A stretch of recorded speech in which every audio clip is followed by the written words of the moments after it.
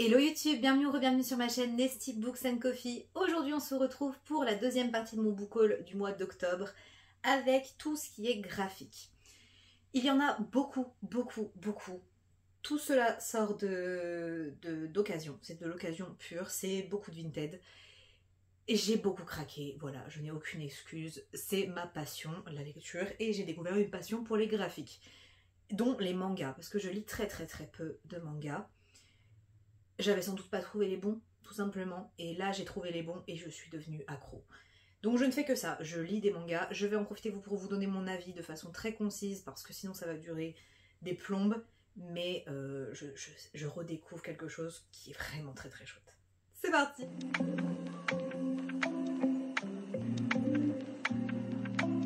On va commencer par les BD et je vais vous en montrer 3 que j'avais repérés dans un magasin, enfin dans un Cultura.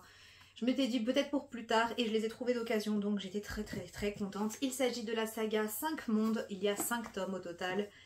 On est sur un collectif, donc Mark Siegel, Alexis Siegel, Xant Bouma, Matt Rockefeller et Boya Sun. C'est publié chez Gallimard et c'est vraiment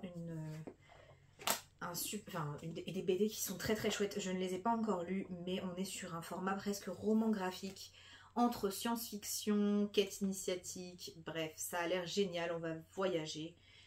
Et je suis très fan des graphismes. Je ne sais pas si je pourrais vous faire des inserts pour toutes les BD parce qu'il y en a un tas.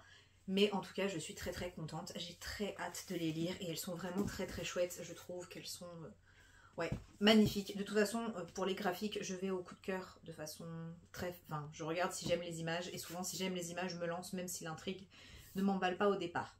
Je me suis également procuré l'intégrale d'Olive de Véro Cazot et Lucie Mazel. C'est publié chez Dupuis. Et on va suivre une jeune fille qui est assez introvertie et qui s'est créé un univers intérieur. Sauf que une personne bizarre va arriver dans son univers intérieur et ça va se transformer en quête. Pareil, il me semble qu'on est dans une sorte de science-fiction, mais on est également dans l'exploration de l'intimité d'une jeune fille. Il me semble que j'avais vu cette BD dans des recommandations de représentation du TSA, donc du trouble du spectre autistique. Je ne sais pas si on rentre là-dedans, mais en tout cas ça me tente énormément. Et je ne savais pas qu'il y avait une intégrale qui était sortie, je l'ai trouvée, donc je l'ai prise. Toujours en format intégral, j'ai trouvé Les Loups, oui, Les Loups, de Julien Nil, donc l'intégrale de la première saison. Donc c'est Les Loups qui ont été publiés il y a quelques années de ça maintenant. J'ai grandi avec, comme beaucoup de jeunes filles, et je me suis procuré également Lou Sonata, où on va suivre Lou une fois qu'elle est à l'université. Lou, c'est une petite fille assez drôle, assez lumineuse, qui vit avec sa maman, et elle va avoir plein de petites aventures. Et ensuite, on la retrouve à l'université. Je les ai lus, jamais dans l'ordre, jamais en même temps, jamais bien. Donc là, j'ai de quoi faire. L'intégrale est très chouette, elle est très lourde, mais je suis super contente parce que ça me rappelle des moments d'adolescence très chouettes. Dernière intégrale de BD, bon c'est pas le format intégral mais j'ai pris les 6 BD qui étaient sortis au moment où je les ai achetés, mais il y a un tome 7 du coup qui va sortir. Il s'agit de Sorceline, donc de Sylvia Douillet et Paola Antista.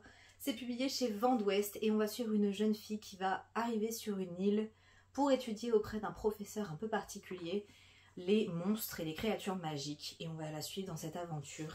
Et c'est aussi une quête sur ses origines. C'est hyper chouette, c'est hyper beau, j'aime énormément le graphisme, c'est parfait pour l'automne. Donc là, attendez, je vais vous montrer le tome 1 plutôt. Donc ça c'est le tome 1, je vous détaille pas chaque tome, c'est pas très intéressant, mais on est sur des graphismes très chouettes. Et je sais pas si vous verrez grand chose, mais en tout cas c'est une BD que j'adore. J'ai lu les 6 tomes. Et je trouve que donc jusqu'au 5 c'était une seule et même histoire, et le 6e commence un nouveau cycle. Je trouve que c'est absolument génial, mais il va falloir que je me procure le tome 7. Je trouve que ça devient plus intéressant à partir du tome 6. Il y a des sacrés enjeux qui se mettent en place, ça va très vite, c'est de la BD, ça fait 40 pages, mais c'est un vrai plaisir de les lire en cet automne. Je trouve que c'est parfait pour l'automne, vraiment. La luminosité est en train de baisser, j'essaye de faire vite pour que vous ayez à peu près des images correctes, parce qu'en plus je vous montre des BD, donc c'est important. On va passer sur une BD assez rapidement que je n'ai pas vraiment beaucoup aimée. C'est pas que j'ai pas aimé, mais c'est un peu trop rapide et un peu... je sais pas trop comment expliquer. Il s'agit de Colossal de Rutilé et Diane Truc. Ici, c'est les deux versions collector que j'avais trouvées sur Vinted. Et c'est un... publié chez Jungle, pardon. Et c'est un webtoon, voilà. Donc, qui est disponible sur la plateforme Webtoon en lecture gratuite.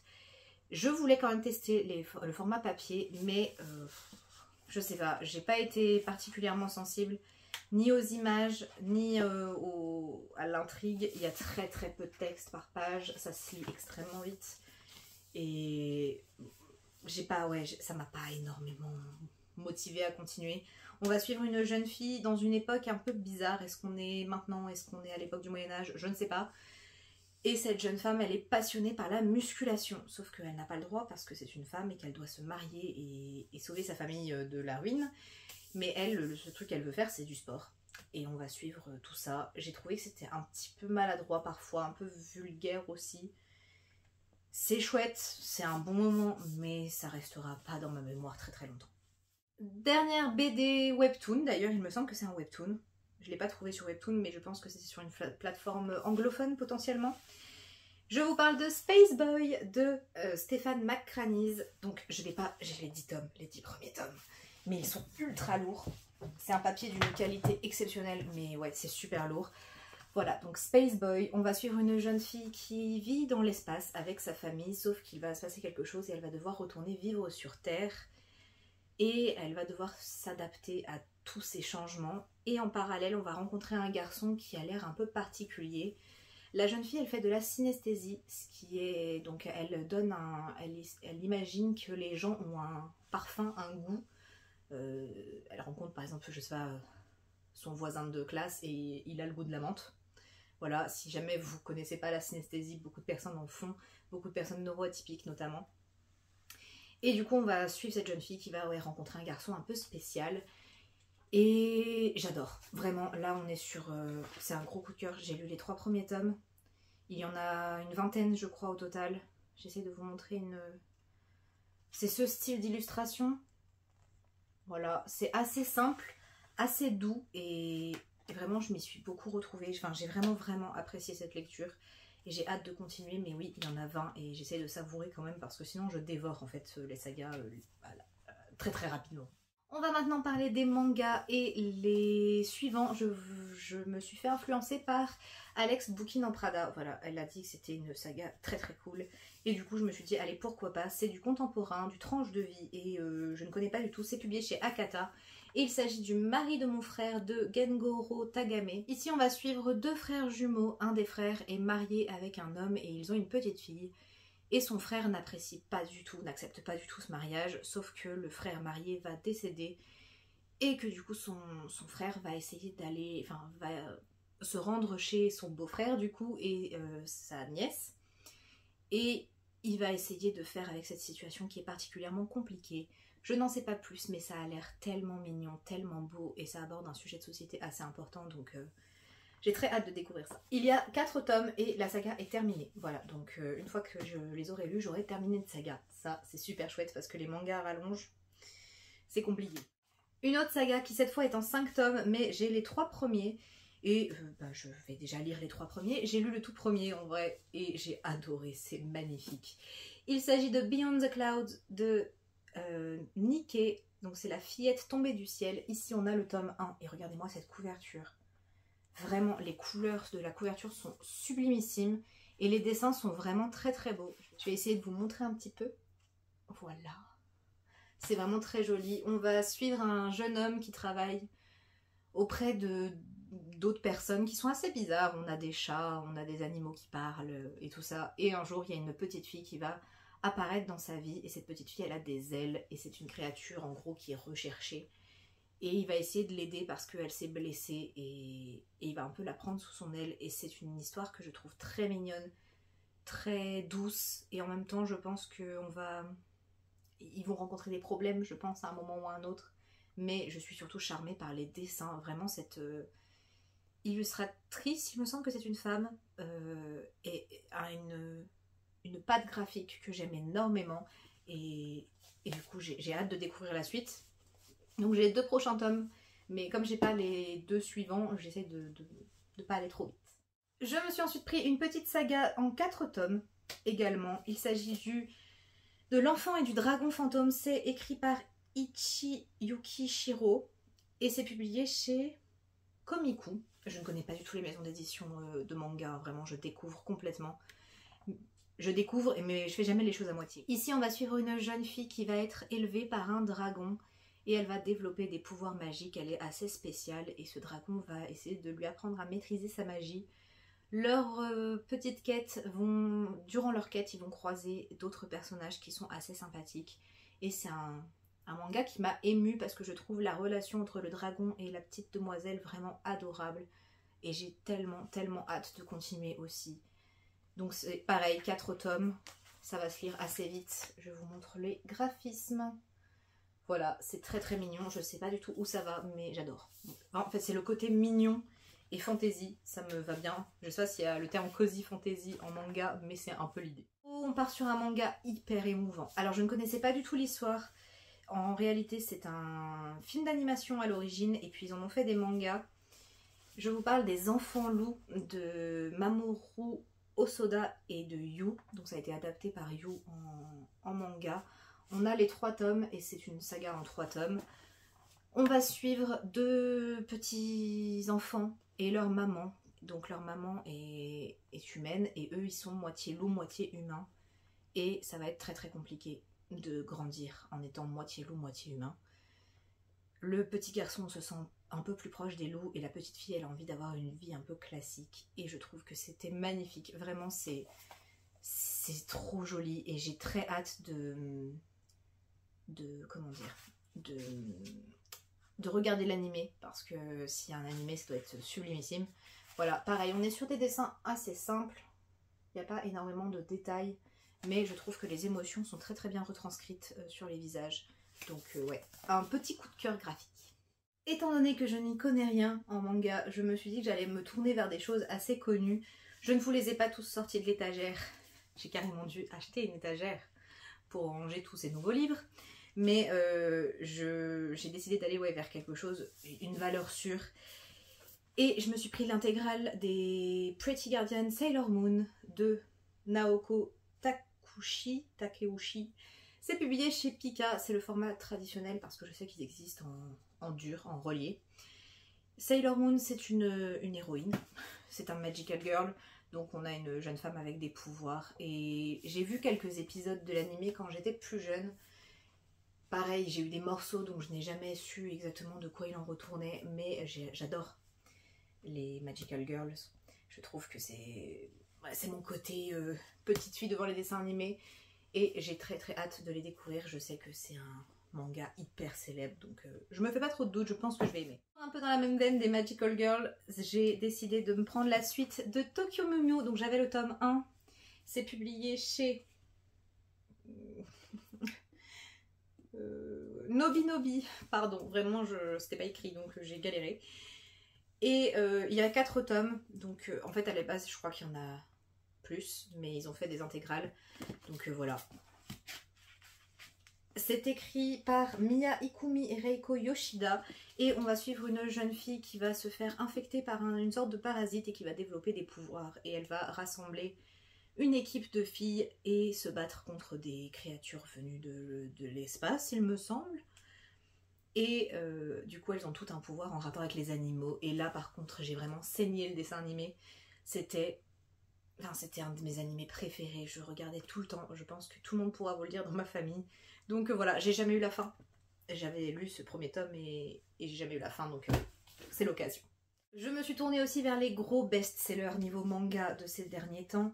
Et il y en a un qui revient énormément. Il s'agit des Carnets de l'apothicaire de Itsuki Nanao et de Neko Kurage. C'est publié chez Kiyun et c'est un seinen, donc c'est un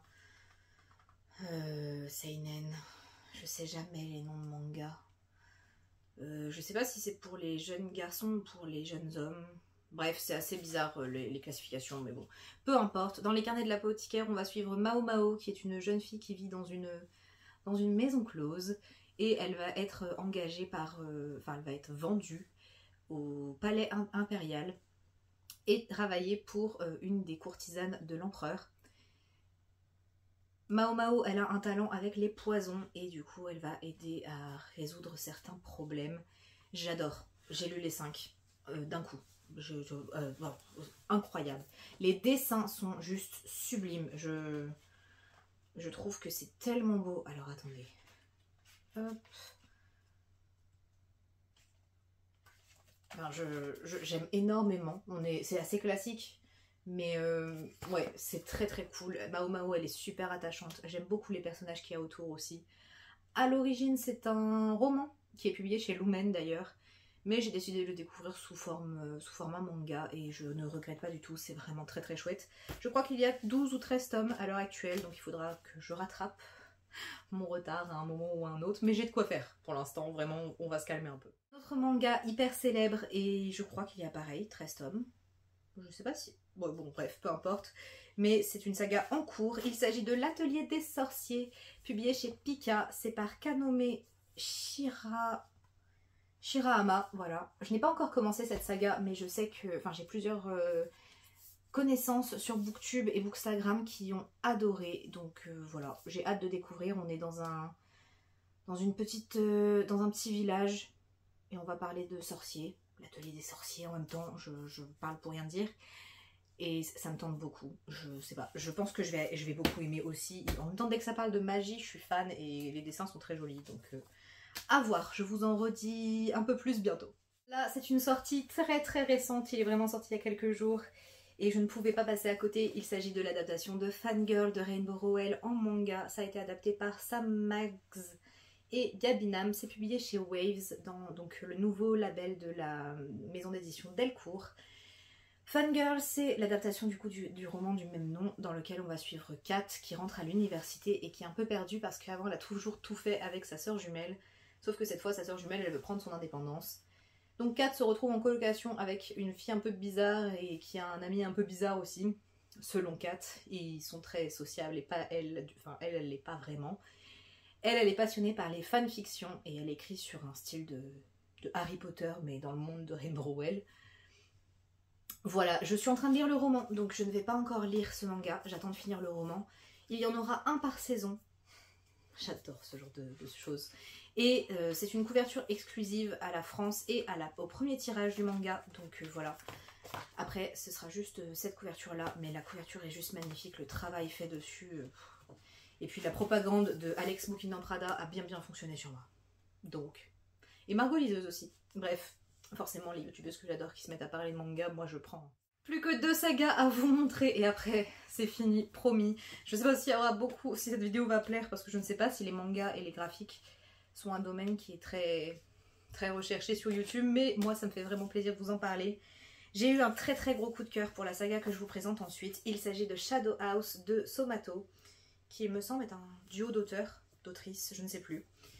C'est publié chez Glénat et dans Shadow's House, on va suivre une petite jeune fille, une poupée vivante qui s'appelle Emilico et qui travaille au service de Kate. Kate, c'est un membre de la famille Shadows et donc c'est une ombre. C'est une ombre et quand elle est énervée, elle produit de la suie et donc c'est elle en fait sur la couverture.